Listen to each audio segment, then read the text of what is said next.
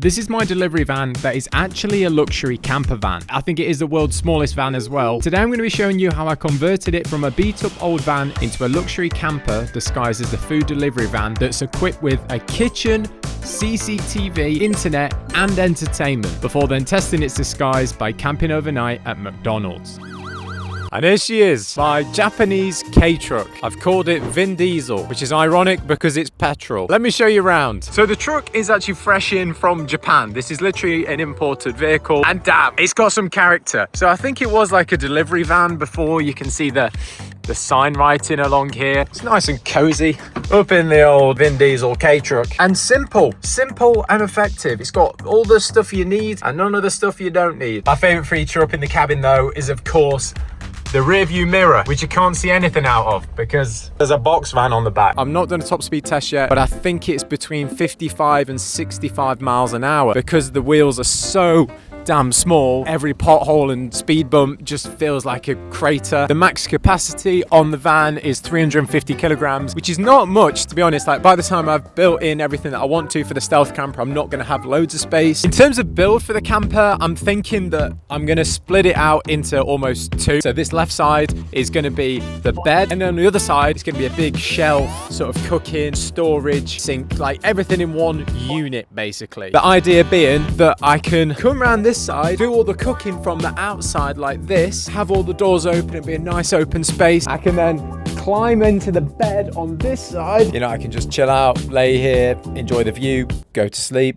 Yeah, you see what I'm thinking? I have a 5-step game plan from turning this old delivery van into the ultimate mini stealth camper. Step 1 is clean it, as it has literally gone moldy. Step 2, disguise the mini truck as a food delivery van. Step number 3, build the cabinets for the interior to house all the amenities. Step 4, make the inside of this van look like a luxury hotel. Step 5, stealth camp in McDonald's car park. I think this van is the only vehicle where you're going to get more attention than if you're in a Lamborghini. But then after parking up, I realized why I was getting so much attention. I don't know how long I was driving with the door open. I fear quite a long time. I then hit the shops to pick up a few supplies to clean the van with. I didn't quite realise just how dirty the van was when I picked it up. It was so mouldy. But given this was the only box van K-truck for sale in the entire country, it wasn't going to stop me buying it, even if I did know. And after a few short hours of hoovering, spraying, scrubbing, more hoovering, removing the old dash cam and more scrubbing, the van came up really well.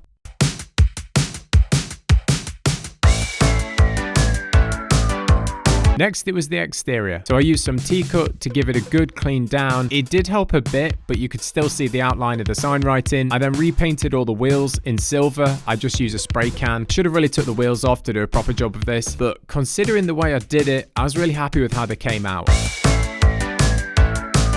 I was so pushed for time though during this build that I wasn't going to have time to fully polish the van myself. So one day before going to work, I dropped the van off at a professional detailer. And he was brutally honest and not very solution orientated. You're turning that into a camper van? Yeah. You don't carry a lot of weight. Yeah, as you see here, it's flat as a pancake. Paint the wheels. Hey, you should have replaced the tyres before you painted the wheels. Did you rattle can it? Yeah. That knot's going to stop on there. All I asked was that he just film some of the process so I could show you guys and see what the magic was. This was the footage he sent me. Yep, no, that literally just that. Brilliant. Before he then FaceTimed me on his broken camera, which didn't look very broken to me, to show me the results. The van looked incredible. A really different van, to be honest. He did say he struggled with the box part of the van though, but we came up with a solution which I could address during the next part of the process. Disguising the van. The van went to some professionals again for this, who wrapped the box to hide the flaky paneling and then added the branding. In order to be a believable delivery van, I had to go with some branding that was recognizable, but not so much so that I could get sued. It looks sick! Oh my gosh! Do you get it? It's like meant to be Uber Eats, but faster. I am so happy with how the outside of this van is looking now. We've had the tires replaced, we've had its sign written, and it's been detailed. It's looking like a completely different van to what I picked up. Now that the external part of the camper is complete, it's time to start thinking about one of the next major things for the camper van, which is going to be entertainment. And that's where the sponsor of this video, RayNeo, is going to be an absolute game changer. You just plug your device into these glasses and instantly you've got a hands-free ultra high definition display at your disposal. And you can get all of this for just $299 or $319 for the Batman version. So whether you're traveling or just want to enhance your viewing experience, click the link in the description to grab yourself a pair of these glasses today. The next stage of the operation is going to be building the unit for the stealth camper. For kitting out the interior, I enlisted the help of my mate Dan, whose workshop I used in the build of my last stealth camper. Here's what it's going to look like. So we're modeling the unit now in CAD. So this is going to house the sink, the cooker, the water, the batteries, toilet, storage. It really is going to be the showpiece of the trailer. Oh man, this is about to be the craziest stealth camper build in the world. So the next day I went back and we started making the unit. We started by CNC cutting all of the wood we're going to use for the unit, and then we started assembling it all together. We didn't really know how it all fit together, but we just experimented and we worked it out in the end. Almost all the unit you see here won't be visible in the camper, given it's going to be covered in things like clad, and I'm going to be changing a couple of the surfaces, but the shape's going to stay the same. From when we cut the first piece of wood to having the unit assembled was literally like 2 hours. We were motoring. Well, largely Dan was motoring.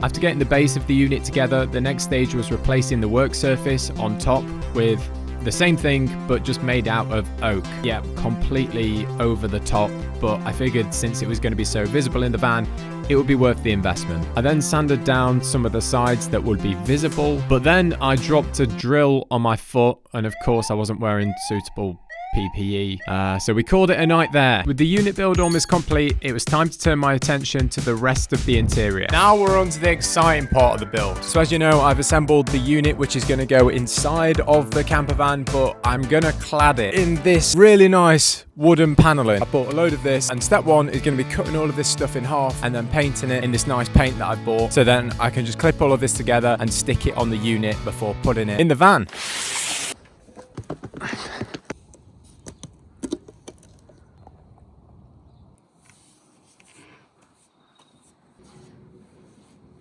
I'm actually so happy with how this paneling has turned out. I think it looks really smart and it's going to go really, really well with the oak worktop. While I wait for these to dry, I'm going to insulate the van.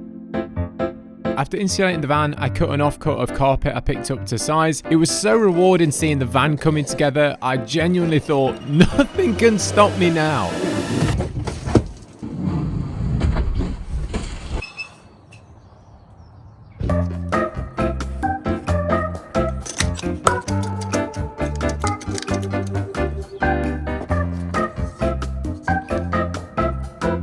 Right, the carpet's in. It's not perfect, but you're barely going to see any of it anyway. It's now time to go and finish the unit and put that in the van. Next, I raced over to the workshop. At this point, I managed to get the radio working too, which genuinely, like, really brought the van to life for me. It just gave it the character.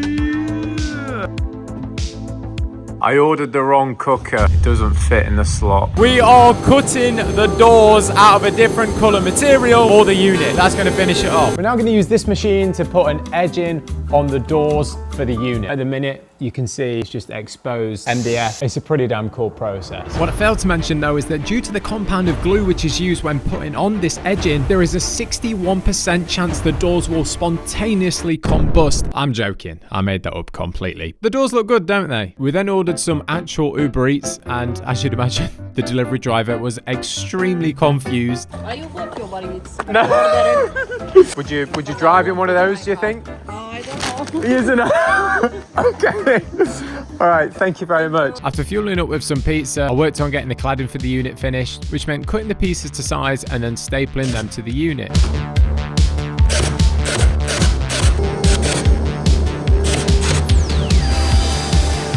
I am so happy with this paneling. It's gonna look so cool in the trailer. Now we're gonna pop the sink and the cooker in, and then it should be looking almost done. The sink slotted in nicely, but as the cooker didn't fit, we would need to make a few minor adjustments. Yeah! I used the jigsaw to bore out the hole where the induction hob was going to go. It was a bit wonky, but it worked. It was out with the old and in with the new, as I replaced the temporary unit doors with the brand new ones, and they look sleek. As the work on the unit drew to a close, I sanded down the edges so it'd be nice and smooth. Then I added the wires in for the cooker, which involved cutting off the plug so that I could drill a hole through the wood, feed the wire through, and then put the plug back on. Okay team, the next thing I'm going to be doing is cutting up this paneling using this saw, and this is going to go on the roof of the camper van.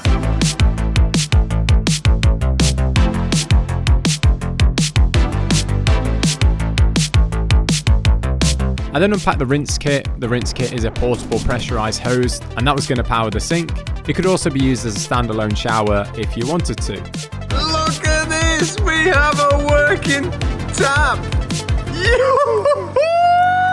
A new dawn, a new day. Urgent Eats needed a few supplies from the hardware store so that I could actually wallpaper the inside of the van. Wallpapering the van actually proved to be incredibly hard. Like, this was my first go at it.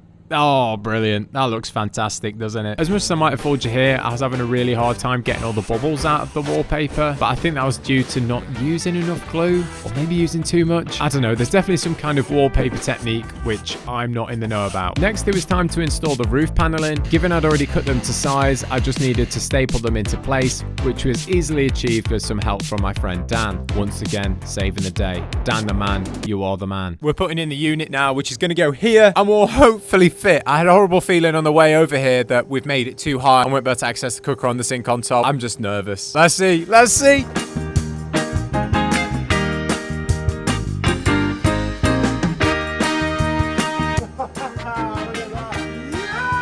Look at this. Ah! This looks like an actual camper van. And then you come in from this side, and then you've got all the units where you can access, well, the water pump goes under there. But then under here, you've got like your food storage, cutlery or something in there. And then you can do your cooking up here. And then you can do your chopping on your chopping board on top of this. And then when you're done, sink there. And then of course, under here is the battery and toilet. We've done it! Urgent Eats, yes! I then added the lighting into the van, which was way harder than I thought it would be. One of my favorite things to do when something goes wrong during this build is just sit and watch YouTube videos on my RayNeo Air 4 Pros. It's a perfect way to procrastinate, but the Ultra HD quality and the incredible sound system that I've got in this headset makes the viewing experience absolutely incredible. I'm going to have an additional TV in here that's going to be for the CCTV, but this is going to be my primary entertainment vessel, and rightfully so. It's the equivalent of having a 201-inch TV. This van's not even 201 inches itself. Something seemed to be going wrong at every single stage of the process, but we made it through. Like for the shelves, when I used a screw that was too long and accidentally drilled all the way through the paneling of the van. Then the TV stand I'd ordered didn't fit the TV I'd bought, but my neighbor saved the day with this by giving me a piece of wood and screws so I could build a converter, so I could convert between the incorrect stand and the TV. Thanks, Gav. You're an absolute hero, and I wouldn't have been able to complete the stealth camp without you, but it worked. Before going on to do the final bits of decorating to the interior. Urgent Eats was starting to look like a real camper van now. With the camper van finally complete, it was now time to put it to the test. But before we go stealth camping, let me give you a complete tour of the van. Let's give you a tour. Jumping straight in at the business end, we've got the bed. The bed is the smallest bed you can buy, but it fits perfectly in the length of the van. You do have to kind of lay in a bit of a fetal position for it to work, but it does work. One of my favorite features of the van is the fact that you can just lay in bed, open the back doors like this, and just enjoy the views. Stunning. Up here we've got some plants for decoration. Then we've got our RayNeo Air 4 Pros, which I use for all the entertainment in the van. I've also got this TV here, which you can see is displaying the CCTV at the minute. This is a smart TV, so you've got Netflix, YouTube, you've got everything. And all of that is powered by a battery in here. We've got a battery on the top. This is the CCTV system, and that's a toilet. And then coming around the side, we have got the sink, which is powered by a rinse kit in here, which pumps out the water out of this hose, which is then connected to the tap with a shower attachment as well. You could literally use that as a shower. Then we've got the induction hob as well. I'm going to put that to the test in a minute, and then I can wash up all the stuff I've used in the sink, just like that. In this drawer here, we've got the cool box. Of course, where I store all the food and drink. We've got some Coke and we've got lunch. There's some additional storage under here as well. Yeah. Subscribe, trying to hit 1 million. Then up front we've got the 2 CCTV cameras. You can position that how you like. I didn't want to have it externally on the camper van because I'm trying to be stealthy. On top we've got the Starlink satellite as well, so we've got full Wi-Fi when camping. You could game, you could sit and watch Netflix, all from the comfort of your delivery van. Also, just look how ridiculously small the K-Truck is compared to a normal size van. I tested the facilities of the van by making some fancy pasta for lunch and just enjoying the space. It was such a nice place to be, and the flexibility offered by being able to open all 4 doors makes it honestly a pretty compelling mini camper. But I waited for darkness to fall before I headed out on the stealth camp. Time has arrived. We are stealth camping right now. The only issue, it's Monday night, which I thought would be a quiet night. It is popping off, especially McDonald's. I am kind of worried about overnight parking at this place though. Where I'm parked currently, there are signs warning me about a 3-hour stay max and no overnight parking, with a fine of £100 a day if I breach these terms. However, there's signs here, but not all over the car park. Where all the fast food stuff is, there doesn't seem to be any signs. I'm assuming that's because they're open 24 hours. So I'm just going to drive about, park where there is not any signs warning me about parking for too long. There's literally going to be people driving past me all night. You got to think as well, what kind of people are going to be going for fast food in the early hours of the morning? Could they be troublemakers? I went into McDonald's to scope it out and get a McFlurry, of course. Inside was eerily quiet, but there was loads and loads of orders coming through, meaning there must be loads of people in the drive-through, and as a result, going through the car park, which was of course really bad news for me. Given this activity, it was essential I didn't do anything to draw attention to myself.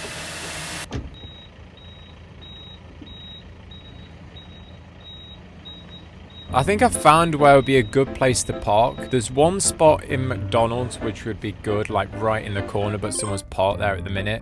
I'm also not sure about how long I can actually park there for. And there's just like cars like randomly parked up. So there's another spot as well there. That would literally be the ideal spot. But you can see there's 2 cars there. Another one's just left. I don't know what was going down. Maybe it was a social, maybe it was a drug deal. I don't want to be parking overnight in the prime drug dealing spot in this area. I'm realizing in real time that in doing stealth camping, you are competing against drug dealers and boy racers for a sneaky place to park. There is no one good looking for a sneaky place to park. My mate Jacob is here. I'm going to show him the stealth camper. He's very intrigued. Let's go. I just don't know how he's gonna fit. I don't. No, you're not gonna fit. The math isn't mathing. Okay, here we go, mate.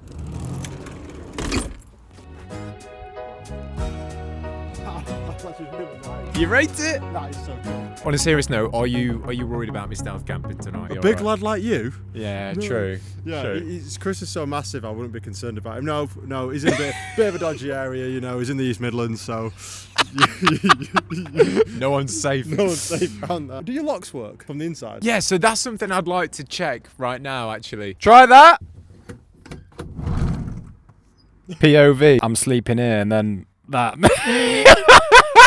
I was so glad Jacob reminded me about the lock. As it turned out, I couldn't lock it from the inside where I thought I could. So I had to come up with something else to ensure I was going to be safe staying in the van overnight. Because I can't lock that door from the inside, my access point is going to be the back door. And then I'm going to tie a bit of rope between that lock and this lock. So then hopefully no one will break in the middle of the night when I'm sleeping. Oh, whoa. I think I could tip it. The only stealth campable parking spot at McDonald's has freed up. I've got into position. Yes, I may have drawn some attention to myself with the reverse sensors, but it's now or never. This is the big risk though. Jumping in the back seat. I'm going to set up the CCTV now. A couple have just pulled up opposite me. They're eating their McDonald's. Nobody can see me doing this. This is absolutely paramount I don't get seen. I was so worried about being seen sneak into the back, I completely forgot to record any of it. Plus I had to carry a load of bags. So you join me in the back of the van, having snuck in and having hopefully not been seen. Alright guys, I've made it into the back of the camper. But here we go, the cameras have come online. I'm in a corner, and then I've got a camera looking at the left side, so I can see if anyone's parked to the side of me. But then in front of me as well, I can see what's going off there, and there's nothing much. When the lights are on inside, you can see that the lights are on a bit. As I began to sort out my makeshift lock, a car I recognised from earlier started driving towards me.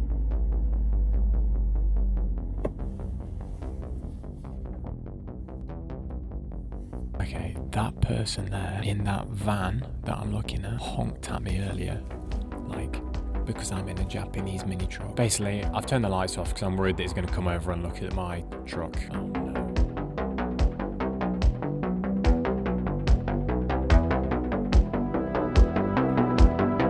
I literally thought that guy was going to walk up to the van. Oh, this is not fun. Now I'm going to set up the internal security system because, of course, I can't lock the door from the inside. It's a bit drafty in the van, but that's good because I was kind of worried that there wouldn't be much circulation in here. It's also really, really comfortable. This bed is amazing, and I think when I get under this duvet, I'll be super warm. Do I feel safe in here? Weirdly, yes. Say yes, as I'm constantly checking the CCTV cameras. Anyway, I'm going to chill out, watch some videos before going to bed. This headset is so damn good. I'm literally just lay here looking at the biggest screen possible, watching a video in Ultra HD on a screen which is at least 3 times bigger than the TV that I've got in this camper. I kept giving the headset to my friends throughout filming this video, and it was amazing to see how they reacted to this new technology as well. But it kind of feels like I'm sat in an Odeon cinema watching the big screen. Like you're in a movie. Yeah, it does, yeah. Wow. Yeah, this is great. The audio, fantastic. I'm glad that I can hear you and also hear the content of the video. Both. Being able to have all of this in something that fits in my pocket is a game changer, especially in the world's smallest camper van. I sat and watched the Batman movie. It actually just made me feel safer, and it matched the glasses as well. There is some dude parked right next to me, which is worrying because an employee is going to come over here and give him his food. Gosh, I'm actually low-key crapping it. I'm going to turn the lights off, which is a bit risky because he might have seen that the lights are already on. It just makes me feel more stealthy. Alright guys, earplugs are in. Just realised as well, I've not actually locked the van. I hope this won't set off the alarm if I end up rocking or something. But I'm pretty powerless if someone does try robbing the van. I'm locked in the back of the van.